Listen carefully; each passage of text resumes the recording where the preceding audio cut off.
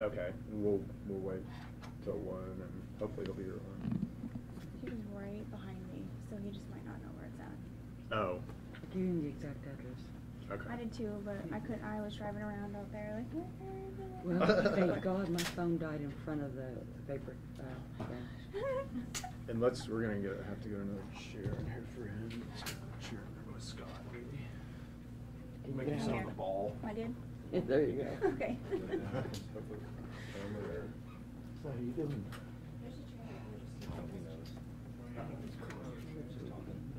Tired. Everything that's happened today, we don't know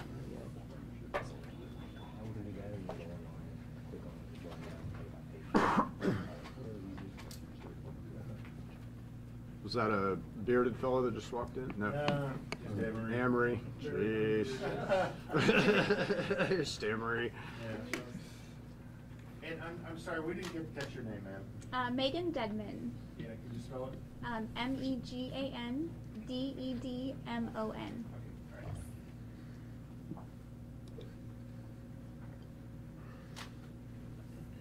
And if you see Chris walk in, let's get him sitting down. And if he doesn't make it in 3 minutes, we'll go ahead and start.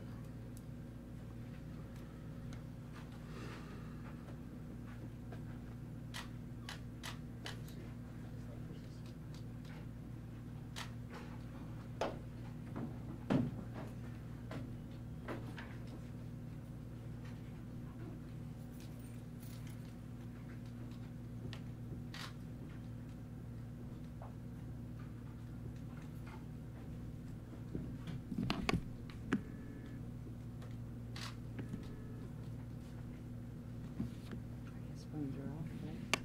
No, mine's not. Silent. Not running. Yeah, we're gonna the Department of Health scanner killed some phones yesterday. Appreciate Oh, that. really? Really? Wow. Yeah. That's I'm weird. not of that important. I noticed that in the building when I was there last week, yeah. Couldn't get out.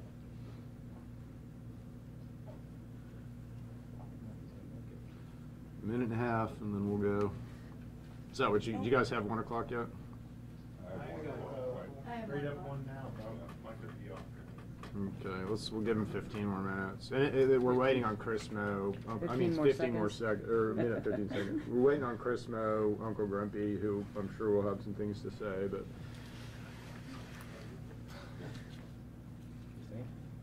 Yeah, he definitely will.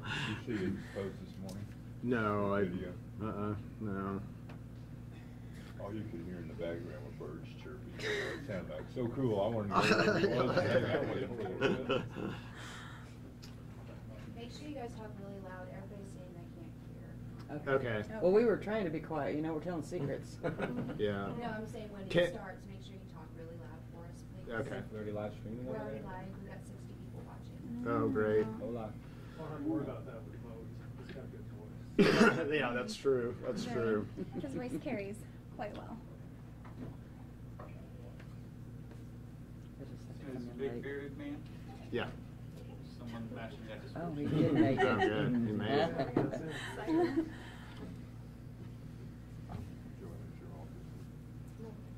You got dressed up for the occasion. Oh, awesome.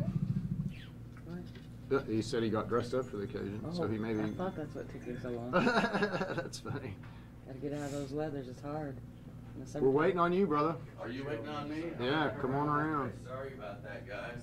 I did not intend for anyone to wait on me. Can I step through here? I'm not. I'm You usually made it. always 1 minute late. So. Now you gotta spell your name. Chris Mo, CHRISMOE. Okay, are you guys ready? All right, well, let's go ahead and get started. So, first of all, thank you guys for coming today. Thank you, everybody who's watching live stream.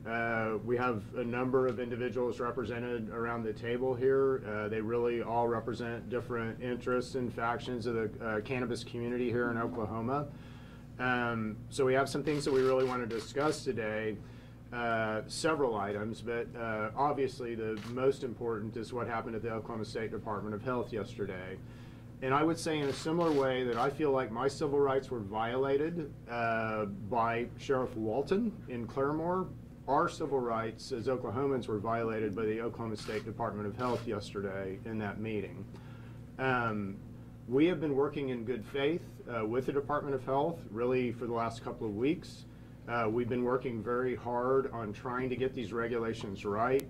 I would say thousands and thousands of Oklahomans across this state have participated in that process, a very iterative red line process.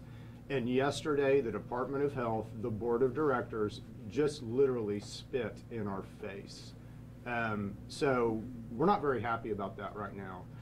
We don't feel like the spirit of 788 has been reflected in these actions that the Department of Health took yesterday. In addition, we have some, issues with the regulations that they voted on, in particular the THC limits. And again, we can talk in general about that in a little bit more detail and why that's important, or the smoking ban. And again, there's no way in 788 that we expected anyone to take away our right to smoke medical marijuana under that program. No way. So if anyone thinks that that's reflecting the spirit and intent of that law, it's not. So I guess what we can do, what would be best is let's just go around, and I'd really like for Ray to talk a little bit about the importance of why it's so important to have smokable marijuana in a medical marijuana program. So Ray, would you like to talk a little? And Ray Jennings is Oklahomans for Health. He's been a long-time board member of Oklahomans for Health.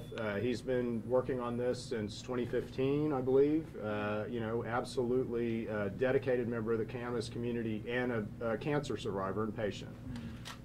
So in 2014, I was diagnosed with stage 4 squamous cell carcinoma. I had a tumor on the base of my tongue and my mouth the size of a golf ball. It had gone undetected over numerous doctor's visits because of a continuing sore throat.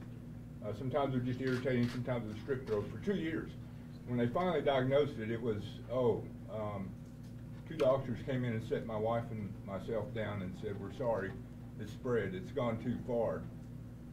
We can't do anything for you other than make you comfortable." And we're like, wow, that's not acceptable. You give us everything you've got, we'll give you everything we've got. They said, the treatment that requires you to fight this is probably going to kill you if the cancer doesn't first.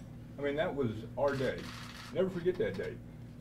So, we're fighters. We should give it to us. And gosh, they looked at us and said, well, we're glad you have that attitude because you're going to need it. Long story short, 3 months of cisplatin chemo and 35 radiation treatments. Horrific experience. I lost 95 pounds in less than 90 days. I took every nausea medicine known to man. Every.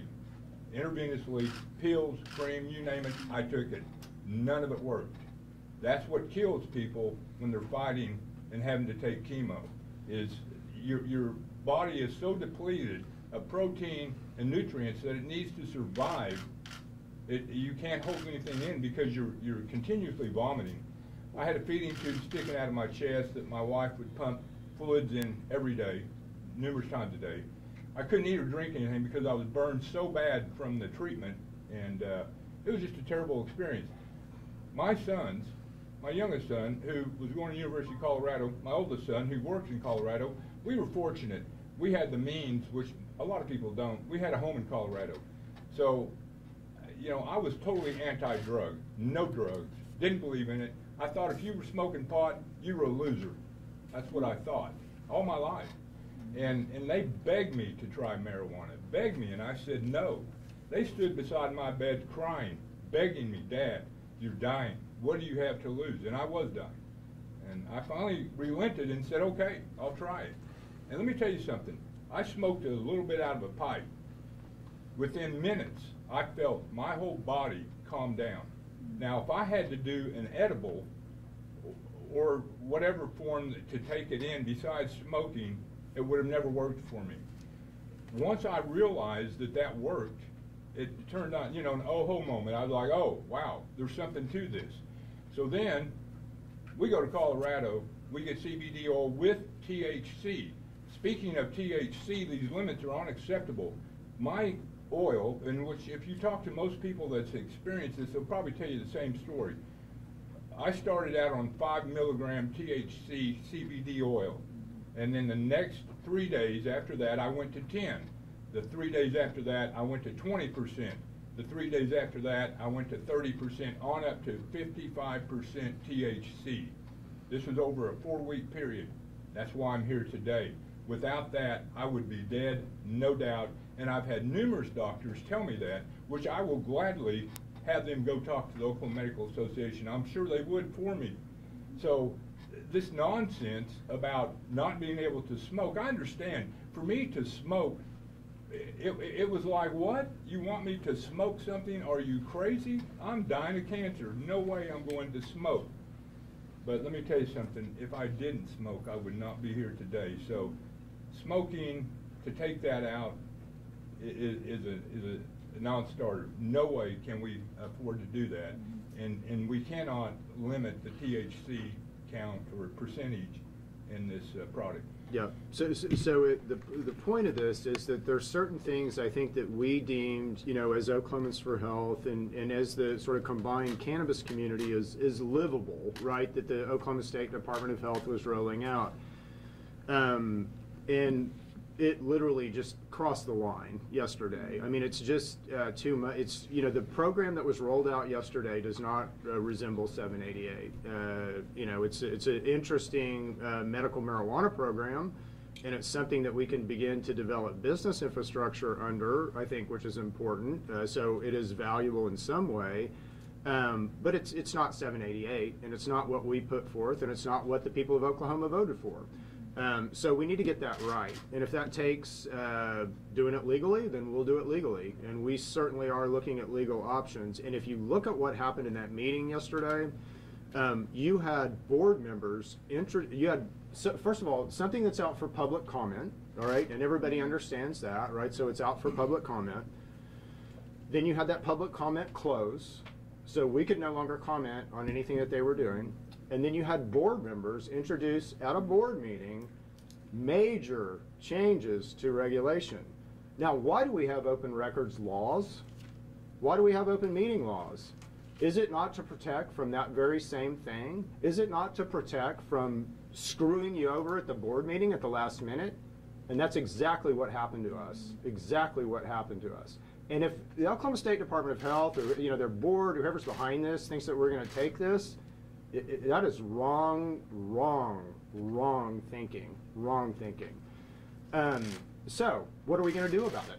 Well, we certainly will pursue our legal options here. And again, we believe that they violated several things, you know, open meetings, you know, practices and things like that.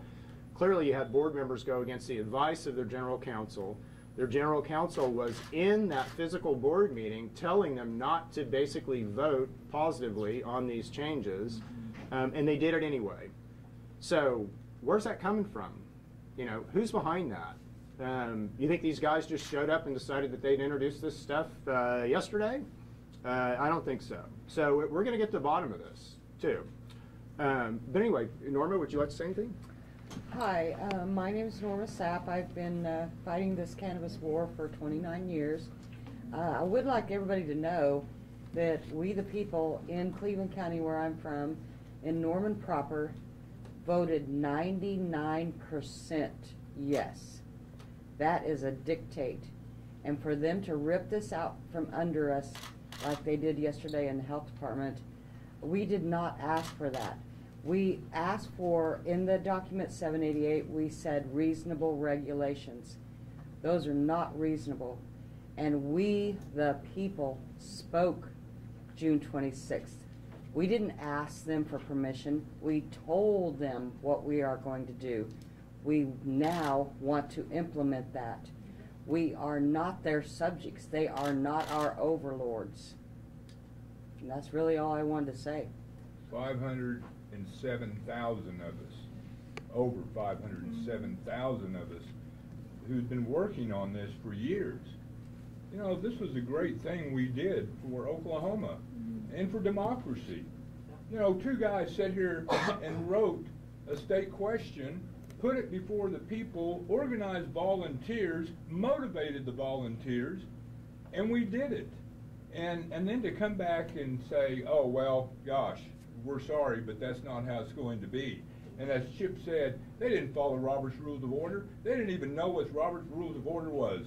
You know, I mean, if you were in that meeting yesterday, you understood what I'm talking about. You cannot present an agenda and then completely deviate from it, which they did. They didn't have any public comment on the issues they were going to put forward yesterday.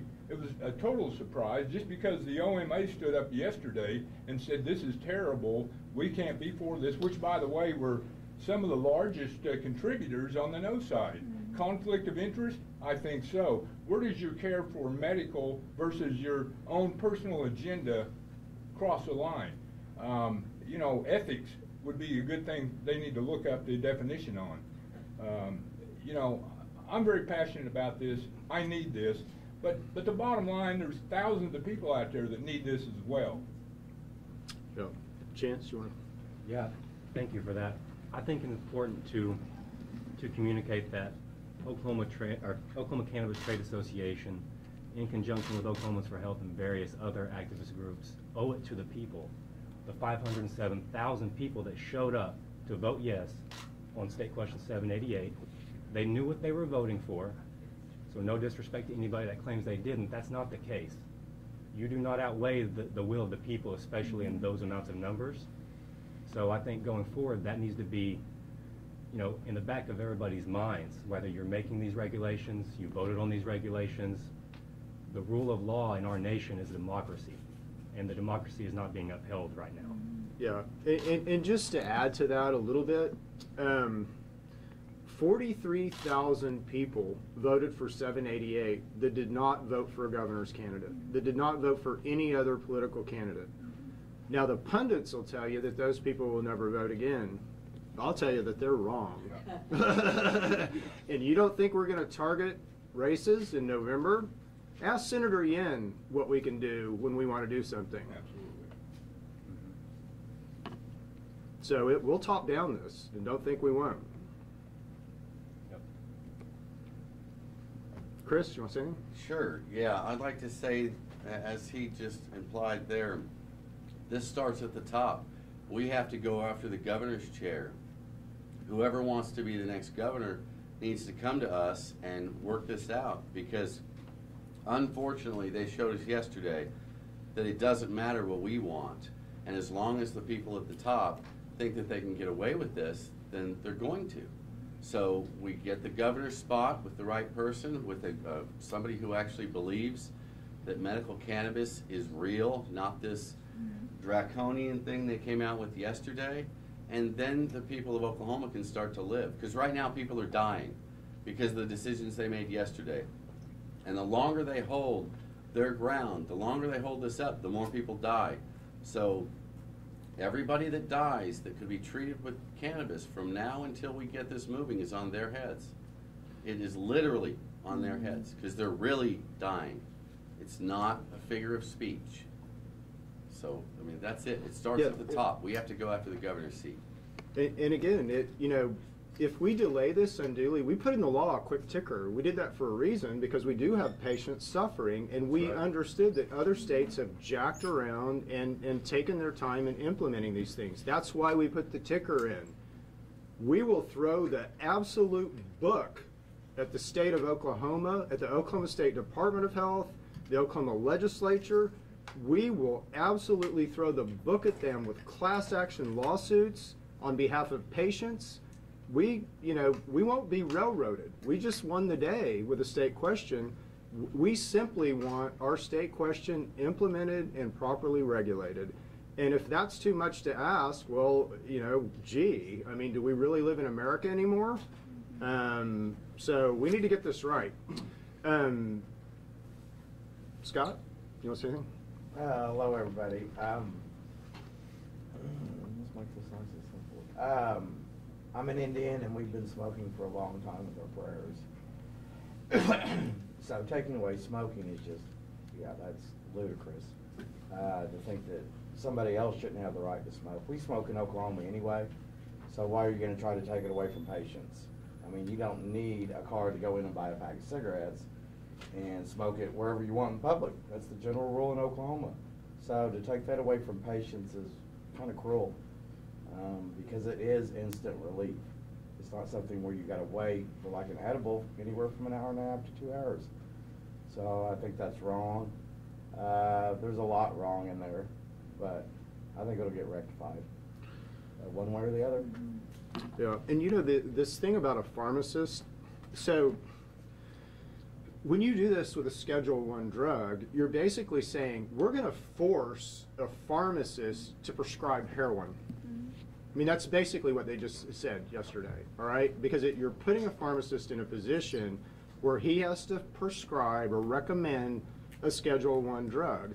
That violates their charter. Now, other states have done this, 2 other states, and they haven't been very successful in doing it. So again, if we're holding up these other states as a model, we're holding up kind of poopy models, to be honest.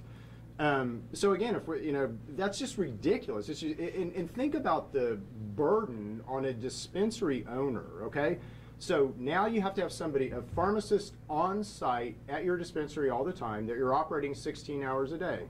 So you're going to pay an extra $200,000 at least, maybe 3, in salaries just to have your dispensary open. So that's what happened yesterday. And again, that, you know, who does that benefit? That benefits big business. That doesn't benefit the mom and pops out here that are really kind of wanting to get into this as a business. And again, we represent those mom and pops. We've worked very hard to get this on the books the way that we wanted to get it on the books. You know, we're not going to be regulated out of existence here. No way in heck. No way in heck. So we also want to talk to you guys a little bit about just, you know, first of all, why don't we let Megan talk a little bit about what we're doing in the trade organization as far as women and how we're trying to foster women's development and women's entrepreneurship, and then we'll have questions. Will that work? Okay. All right. Hi, everyone. Megan Dedman. I own Wild Woman Wellness in Yukon, Oklahoma, and I'm here to represent the newly formed OK Women's Can Association. Women make up over half of this industry, and we all want an equal opportunity to get involved. So we formed this organization to kind of help bridge the gap between patient and provider, between entrepreneurs and lenders.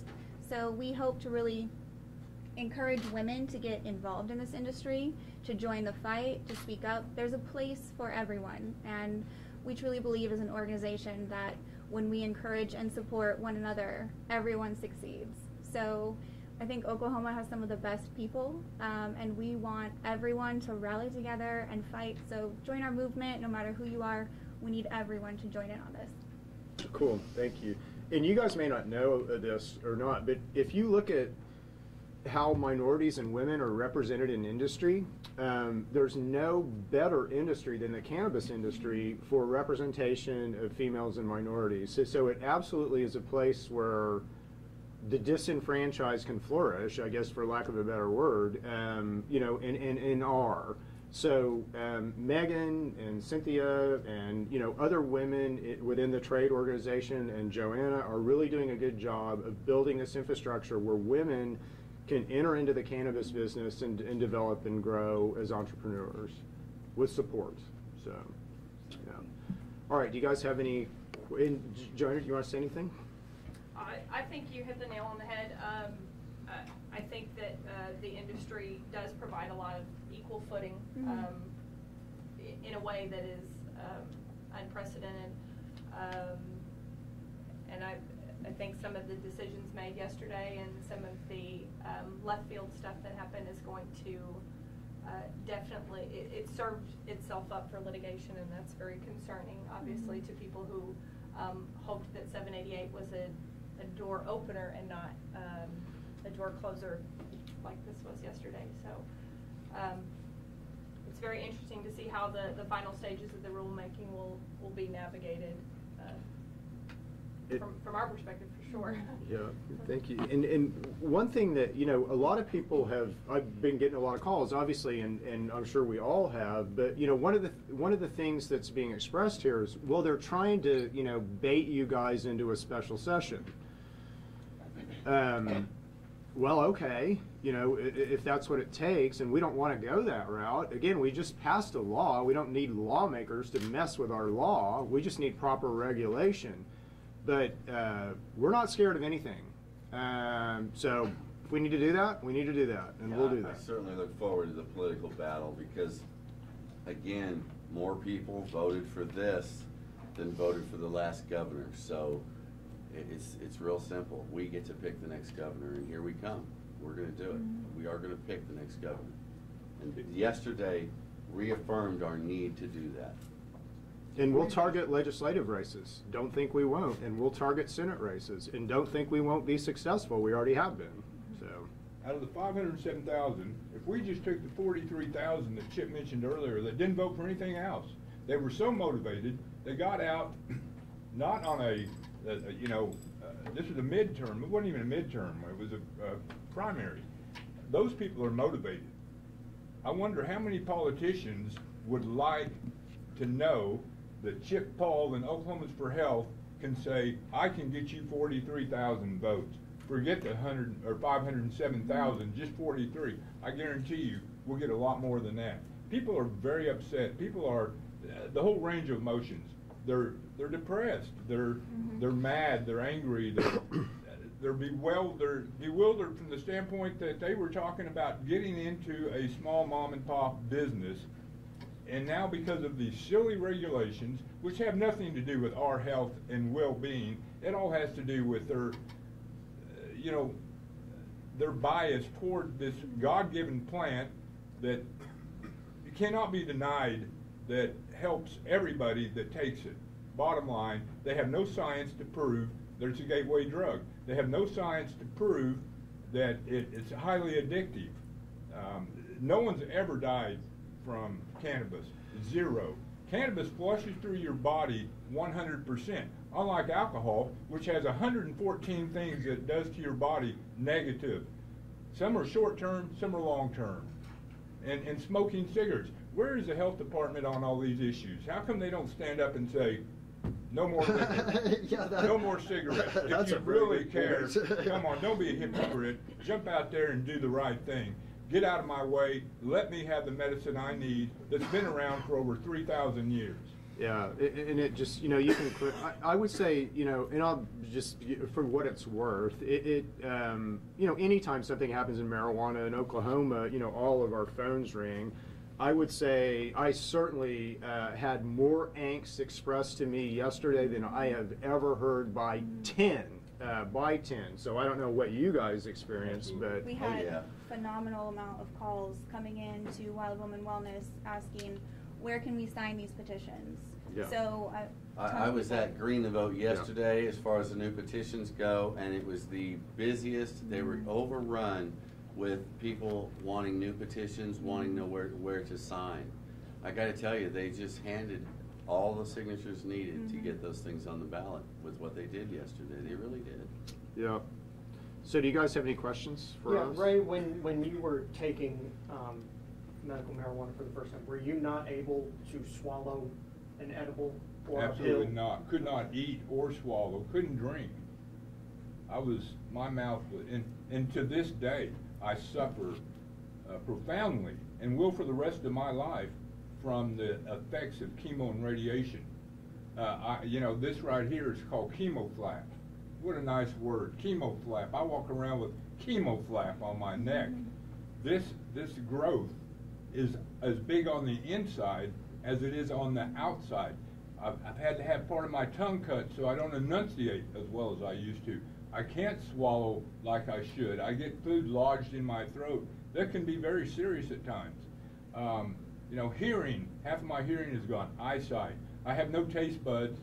It's not necessarily a bad thing, but I would like to taste something every once in a while. And the biggest thing is I don't have saliva glands. No saliva. So your teeth rot right in your mouth. So I spent thousands of dollars trying to save my teeth. If I would have known that I had an option legally to try cannabis oil before I went through cisplatin chemo, look at it, or 35 radiation treatments that burnt me right here so bad. I still have scars on my body from where I was burnt so bad. and the pain and suffering that everybody around you goes through. And forget the fact you're dying. It's all the pain and suffering you're going through at that moment. It's horrific. If those people that sat in that board and passed judgment on us yesterday had to experience that, I believe they would have a different opinion today. So none of the remedies that were approved, aside from you growing it at home, none of the other remedies would have worked for you? No. Not even the lotion? You couldn't rub the lotion on your face or the topical stuff? So that's a good question. Now, let's look at that. How much of THC percent can I have in that lotion? 12% on concentrates? That's what I read. The stuff I did, and what most people do and that have to go through this battle and use marijuana, hopefully they can, is up to 55% concentrate THC. And now some of it is even higher than that. They have concentrates that are 85, 90%. It's ridiculous to try to limit this. And it wasn't out of the will to help somebody. It was trying to hurt us because they never thought that they would be in this position in Oklahoma. On that note, I asked you yesterday, and I'll ask you again now that you've had some time to digest it. Do you think this is a lot like what beer is, where some states will have stronger marijuana and we'll have weak marijuana? If this stays on the books? It's unacceptable. I mean, it's just flat unacceptable. And again, if you look at this as a medical solution, you need a full range to be able to treat patients. So, you know, what they gave us was 3-2 beer. You know, probably, if you want to look at it that way, but that's not, you know, that's great in a rec program maybe, but that's not acceptable medically. A physician needs to have the full range of things to be able to treat you. And just as Ray's a patient, he can tell you from a patient's perspective that, you know, 12% THC is not enough for cancer. It's not. There's no way in heck that's enough for cancer. So again, was that livable without all the other stuff? Maybe, because we could fight that as a single issue after everybody got licensed. The outdoor grow is another thing. I wrote 788. I damn well know what I intended when I wrote those words, and I meant for Oklahomans to be able to grow outdoor medically, all right? So again, that's something that we were willing to compromise on, because the outdoor guys can go fight that out at the legislature next year. But one thing after another, after another, after another, and now this thing doesn't even look like 788. So no. We will fight this, absolutely fight this. So.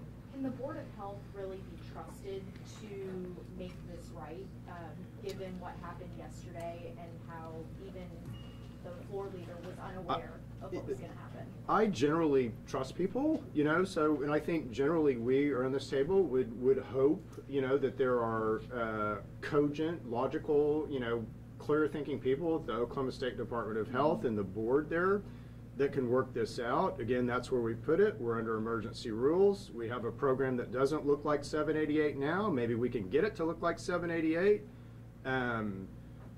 You know, but I don't think we need lawmakers involved here, if that's what you're asking. I don't think this rises to the level of needing to change the law. We just booked the law. We don't need to change it. But we need to have things proper at the Oklahoma State Department of Health. And I think everybody in the state realizes we got screwed yesterday. You know, when we started this, I say we, Chip started this, and we were out gaining signatures on the petitions, sitting out in the 110-degree heat on the corner of 71st and Memorial, having people come up and sign the petition. We had instructions on how to handle this, what to say. People always ask, what are you doing? What's the point? What are you trying to do with this? And we would explain it. It's 788, legalize medical marijuana in the state of Oklahoma to help us as patients who need it. It was, you know, no, we can't only have limited THC, no smoking. There wasn't none of that. That was never in the spirit of what this was. And all the people that signed those petitions, the 90-something thousand people that signed those petitions, I guarantee you not one of them, not one, thought, oh, well, I'll sign this if I know there's no smoke and if there's a limited THC and that the dispensary has to have 3 licensed pharmacists because they're open 16 hours a day, 6 days a week. So do the math on that deal. That's over 600,000. Chip mentioned 400, 500. It's over 600,000 when you do the math and put the pencil to it. Completely unacceptable. Yeah, and are these people really not that smart? I mean, we were outspent 1,000 to 1 in this campaign. I mean, 1,000 to 1. This is a we the people thing. I think these politicians need to figure that out, and these, people who are making decisions at the Oklahoma State Department of Health need to figure this out. That this is the will of the people, and we will have this our way, or mostly our way, and we will have it the way that we basically approved under 788. Or if not, we'll top down this and don't think we won't or can't. Do not underestimate what we've done. We have done something that no one else has ever done. We had a $15,000 budget, $20,000 budget. They spent $1 million to stop this. Do not underestimate us. I promise you, these people are motivated. If you could see my Facebook, Oklahomans for Health Facebook, and all the calls we've received from all over the state, not just my neighbors, people are motivated, they're angry, they're frustrated, and they tell us consistently from yesterday afternoon to this morning, from the point I walked in here, do not accept this. We are here for the people. This is not right. Business community, some questions for you. Obviously, some people were already making preparations to open dispensaries and things. Are you now in limbo? You can't even set up, edibles at this point until you find that pharmacist because you're not sure? Or right. What's next for Everyone's y'all? in limbo because there's so many unknowns. Investors are scared to invest now. We don't know how to proceed. If we can't offer flower in a dispensary, you have to set up a lab. That costs a ton of money. So, really, this is crippling small business. And I think it's a prime example of what happens when you put private interest ahead of patients. It's really, really disheartening, but I have faith in the Oklahoma people because, all of us deserve to be involved in this industry, and so we'll rectify it. So in Colorado, I'm sorry, I'm kind of getting on a roll here. I apologize. Got Ray wound up now. If you guys would have known me 4 years ago, and you saw me today, you would have said, wow, what happened to this guy? Because I was that guy that was sitting in that room yesterday, and all due respect to the females that were there, men and women, who were absolutely opposed to marijuana. If Chip would have came to me and said, Ray, we like your story, we want you to get involved, we want to open a recreational state question, I'd have said, I'm sorry, but I'm not for that. Even now, I'm not really in favor of recreation, but they put me in a position, as they have so many others, that now, you know what, I'm going to run down and sign that petition today. I haven't yet, but I will today. My wife will, and my kids will, and everybody I know that I can have any influence on will sign that petition. This is what the state has done by their action yesterday. We could have had a good medical marijuana law, which I'm sure we still will. I believe 100% we're going to get this fixed. But now they put us in a position where when people came to me and said, is this rec? No, this is medical. Regardless of what they said when they spent that $1 million with all those lies, this is medical. And now today, I'll say, no, you know what? You saw what they did to us yesterday. It's Katie bar the door, get a constitutional amendment, and write it so that there is none of this after the fact. And I've had a pretty good, I would say we have had up until yesterday, a pretty good working relationship with the Department of Health. It's very interesting to see how their general counsel reacted in that meeting, and certainly they voted in, those two clauses, the pharmacists and the no smoking, against the advice of their general counsel, who was objecting in that meeting. I sent an email to their general counsel yesterday saying I'm sure we can work this out. Let's open a back channel. Let's talk about things. Let's see where we get to. And have not received anything back from her yet. So I find that interesting. So I think that dictates a mood and attitude that is understood and heard.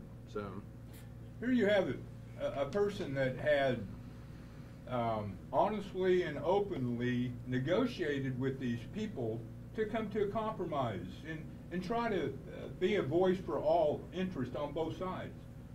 Chip put himself out there, Oklahomans for Health, as a board, we put ourselves out there, and they slammed the door in our face yesterday, and it's really, really unacceptable. It, you know, to try to deal with somebody honestly and fairly, and then have them say all along, yes, yes, yes, and then all of a sudden you get an email with the new state regulations that are nothing like you discussed.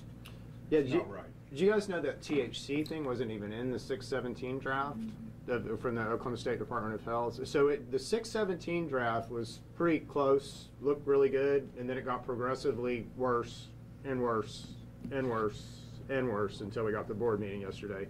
So that's not really good faith in my mind. That's not the way you negotiate. That's not the way you reach compromise. That's not the way you do things. And so if that's the way we're going to play, that's the way we're going to play, and we'll play that way. I'd like to point out that in yesterday's meeting, they made references several times to internal notes they were keeping about other things they wanted regulated that they couldn't legally attack, that they were going to go to the legislator with. And they agreed, they all had a backdoor to the legislator with their internal notes as to what else they want to go after. So as crazy as yesterday was, that particular group isn't done. They wanted more, but they knew they couldn't. You know, it's really interesting to get calls from employees at the Department of Health that talk about interesting things that have been happening there over the last couple of months, and you know, big wigs that have been over there that you don't normally see, and you know, just interesting things, documents being changed and dates being changed, and it's always interesting to get that kind of information. And certainly if any Oklahoma State Department of Health employees want to volunteer that information, we would love to have that. Are you partnering with the ACLU? They mentioned they're looking legally. Not yet, but we're definitely communicating with them, absolutely. There is a fear, and I saw on y'all's Facebook page yesterday, that if you proceed legally, the edibles, the topicals, the pills, all of that, there will be an injunction in place and nobody will get any kind of help whatsoever. Or is that so that's absolutely what we're trying to avoid, right? So we want to get this rolled out. We put a quick ticker in this to get it rolled out. So we're trying to avoid anything that would jeopardize getting any medicine in patients' hands. So something is better than nothing. But again, what we're wanting to communicate is we will not tolerate this in what has happened under 788. It's not 788. So we have emergency rules for a medical marijuana program. Wonderful. That'll give patients some relief, but it ain't 788. That's not what we're regulating. This is something else, right? That's not what we wrote in 788. So we need to get this right, but thank God we at least have some emergency rules that we can operate under, begin to put a little bit of business infrastructure into, you know, begin to understand what it's going to be like here in Oklahoma, but it's not tolerable at all to us, is what we're saying right now. So we had an opportunity, or they have an opportunity, to take what's already proven. There's multiple states out there that have medical and recreation marijuana. Colorado being the closest. I'm familiar with Colorado. They could have taken the best of Colorado and put it in, that's already been gone through all the growing pains. They've worked out all the kinks. Put it in Oklahoma, it'd been just fine. You know, in Colorado, you don't have to have a pharmacist. That's ridiculous. Do you realize the expense that's going to create for the pharmacy owner, the dispensary owner, that's going to come back on me as a patient? Yeah, exactly. In Colorado, I can go get a bag of edibles that say have 10 in them, and they're 500 milligram of THC. So each one has 50 milligrams. Cost me 25, maybe 30 bucks. There's no way in Oklahoma, after I have to pay $600,000 for pharmacists and all the other additional regulations they put on us that are not needed, there's no way I can buy that same bag of medicine for 30 bucks. That's going to be, there's no telling how much, 60, it could be $100. So the people that need it, and people that are generally suffering, going through all these horrendous diseases, typically don't have a job because they can't work. So therefore, I have the difficulty of trying to come up with the money to pay for it, and now we've just doubled or tripled the cost of it over what everybody else in the country is doing. Yeah, while this is medicine, we have to keep in mind, insurance doesn't pay for this. That's right. So how the business model is set up determines who can afford this. And this is medicine of the people. And this is medicine the people need. And if you price it where only a few get it, you've closed the door. And everything they did yesterday shuts the door in an additional way. I understand it. Maybe there's some way we can roll out some business there of some kind, as Chip said, some medical bill, but it has absolutely nothing to do with 788, and it is completely unacceptable. And I know 500,000 people that aren't going to take it. Colorado did $1.1 billion in legal marijuana sales. That's a fact, not an opinion. They gained $280 million in taxes. That's a fact. $280 million, $1.1 billion. Colorado's what, 2 or 3 times the size of Oklahoma in population. So let's just assume we did a third of that. That's a lot of tax revenue for the state. Even though that's not our motives, that's just a good thing that goes along with this.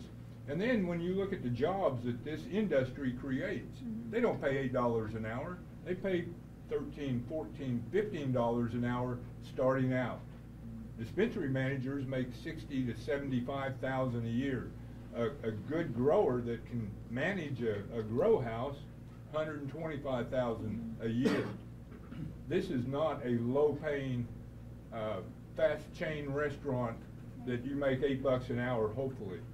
This is a good industry. Most of the people are educated. Most of the people have degrees that work in this field. They have families. This is not about an illicit drug. This is about medicine that helps save lives every day. On the Colorado note, let's do a little hypothetical here. Let's say nobody can afford the Oklahoma stuff for the reasons you've mentioned.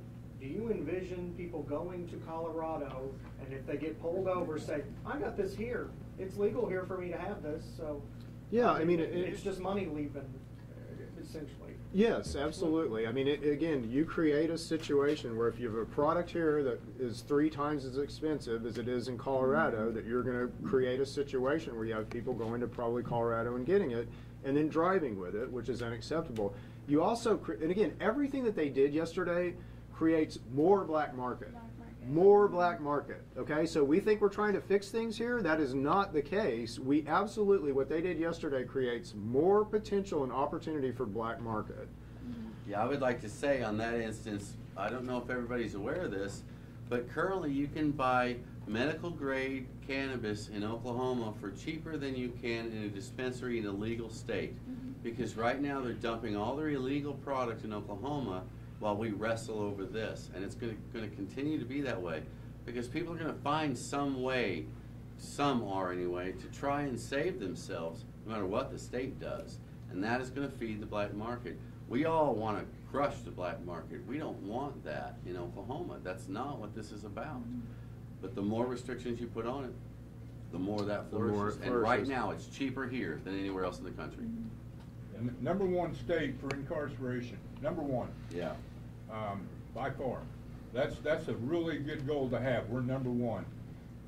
This goes back to, you know, how are we going to stop this from, speaking from a health department and a law enforcement opinion, how are we going to stop this? Because it's going to take a lot of revenue away from us. And who, by the way, is one of the top 3 donors for a lot of politicians in the state of Oklahoma: private prisons, pharmaceutical companies, alcohol. Those people are all competing to get out of the same pot, and they don't, pun intended, they don't want us to have access to this for that reason alone.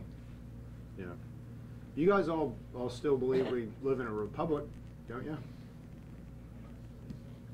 Well, I don't think that happened yesterday. So, and again, we do live in a republic, and the people speak, and when the people speak, that needs to be respected. So, and that didn't happen yesterday. You have any kind of a timeline as to what's going to trigger your all's actions? Or? Yeah, so we're talking to legal right now. I had more calls from attorneys yesterday than you could possibly imagine. There's so many attorneys that want a piece of this, and it will develop a proper legal path where we're operating under these emergency rules, but where we're still challenging things. We don't want to create a situation where we create a special session. We don't think that that's necessary, all right? Because again, we have a law. We don't need any more laws done. We have a proper law that 57%, over 500,000 of us just approved. So we don't need to change the law, but we do need to change what happened yesterday. And again, we all live in a republic, by gosh, and we got screwed yesterday, and we're not going to take it. We're not going to take it. So.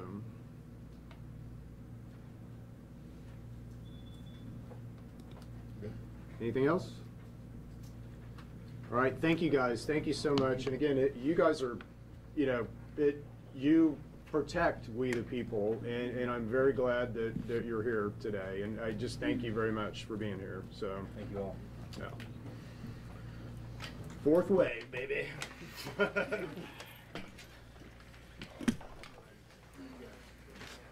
Hey, Dana.